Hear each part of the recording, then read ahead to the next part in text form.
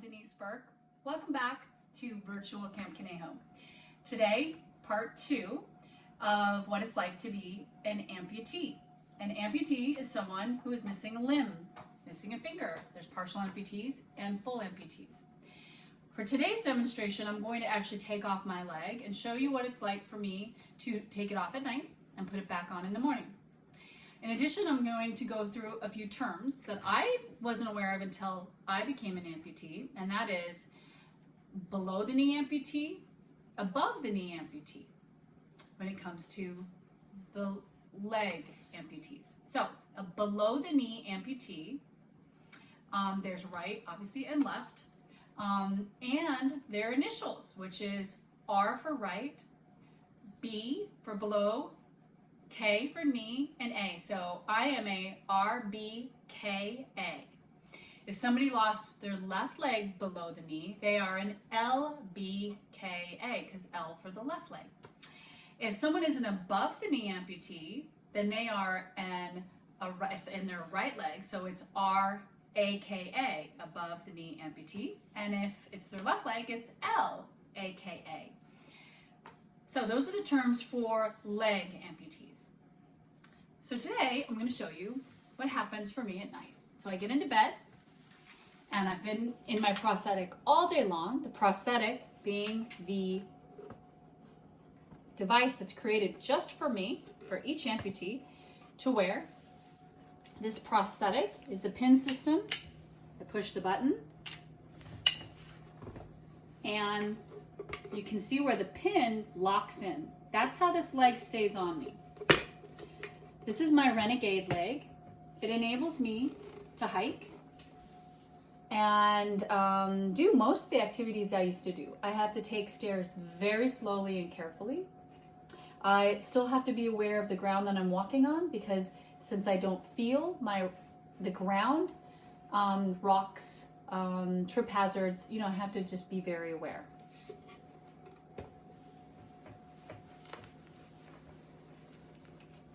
In the world of amputees, there are socks and nylons, all of which and there's also covers so that people can put peace signs or flowers or butterflies or guitars, whatever they want.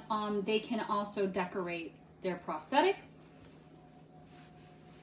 You take off the socks, and at night, I roll off my liner. This liner has the pin attached to it. This liner is super soft, feels like gel. It's called a gel liner. I roll it off. And then I wash this with antibacterial soap. And then my limb, I put antibacterial sanitizer on my limb, because I want to keep it nice and without any kind of, you don't want any marks, you don't want any infection. So this is my nightly routine. This all gets put away, and at night, that's when I feel the phantom limb sensation, because right in here, the limb, at the end of the limb where it used to attach to my leg, has all of these receptors. And so when I move the limb or touch it in any spot, it triggers my brain to connect to where those sensations were connected to. So right now I can feel my toes, but I don't have toes.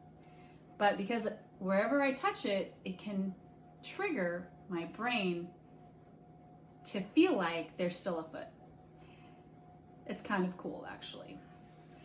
So I wake up in the morning and it's time to get my leg back on. But during the night, I forgot to tell you, if I need to go to the restroom, I use my walker or a scooter.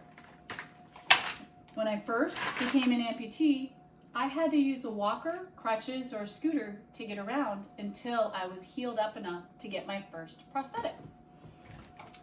So this is how I use a walker. It can get me around to the kitchen or wherever I need to go.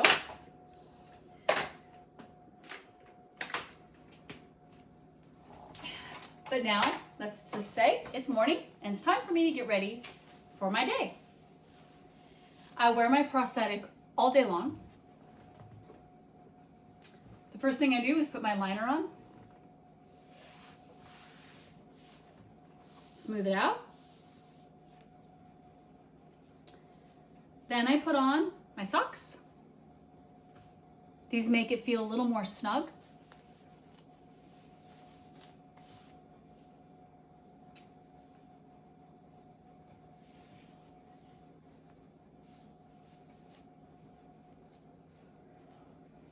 All these layers just help it fit right.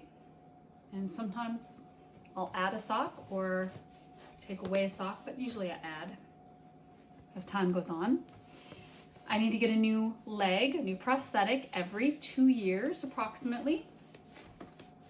My next leg, I want to get a hydraulic, which would have a button and would adjust the heel height so that I can change shoes. Because right now, if I change shoes and take these shoes off, I have to go back to my prosthetician and have him adjust the leg to be able to wear a different pair of shoes. So I suppose the one thing that I can say is very different about my life is, one, I have to wear the same shoes pretty much most of the time. But I have known some people that are amputees that they just have different pairs of shoes for different prosthetics, and then they just change legs when they want to change their pair of shoes. Okay, so now it's the morning and I'm getting ready to go. I put my leg in, I lock it in place.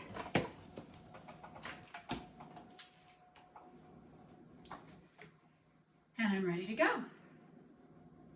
So, terms we've learned through part 1 and part 2 is amputee, somebody who's missing a limb or part of a limb. Above the knee amputee, below the knee amputee, partial amputees, in addition to arm amputees, below the shoulder, below the elbow, or above the shoulder, above the elbow. Thank you for tuning in to Virtual Camp Conejo, and I'll see you next time. Hi.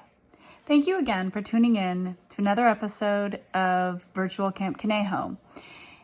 In the 2-part series that I just completed, I talked to you about what it's like to be an amputee.